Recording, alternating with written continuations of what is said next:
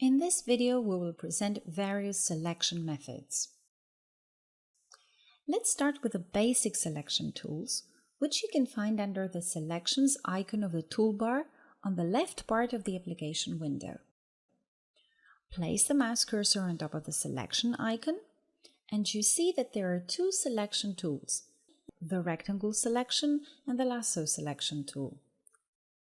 Let's begin with the rectangular selection tool. When you turn this on, you are in selection mode. You can simply click on an object to select it. Any object that you select gets a highlighted rectangle. Using the controls of this highlighted rectangle, you can transform the object. This operation is described in a separate video. If you click and drag to form a box around an area, whatever is completely inside this area gets selected. You can also include objects that are not completely within the selection. Hold the Alt key down and put the selection rectangle slightly on top of an object that you wish to select, but around which you can't completely form a rectangle. Release the mouse and you will see that these slightly covered objects are also selected. If you want to unselect everything, simply click on an empty space.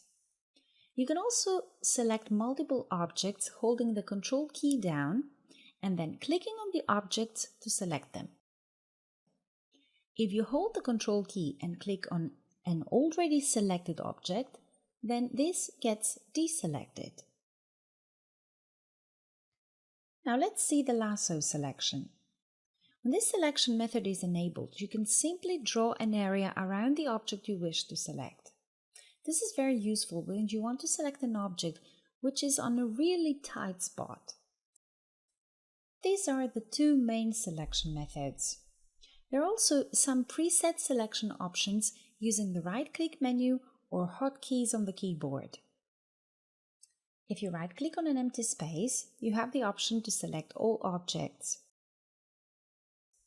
You can also select all objects using the Control key along with the A key. There are also options to invert selection and deselect everything. You can also invert the selection using Ctrl plus Shift plus the letter I as a keyboard combination.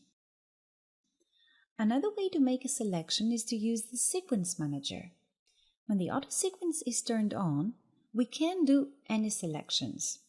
But if you switch into manual sequence, the design parts will break into separate icons on the Sequence Manager.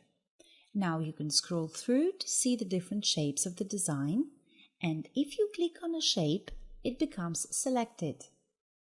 If you hold the Control key down, you can click on multiple sequence icons to add them to the selection.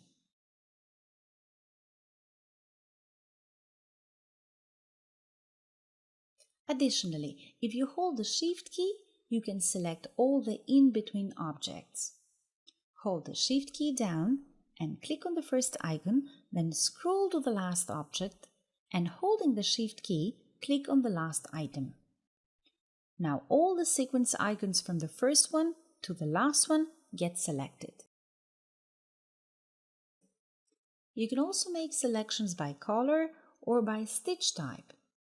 These functions are presented in a separate video.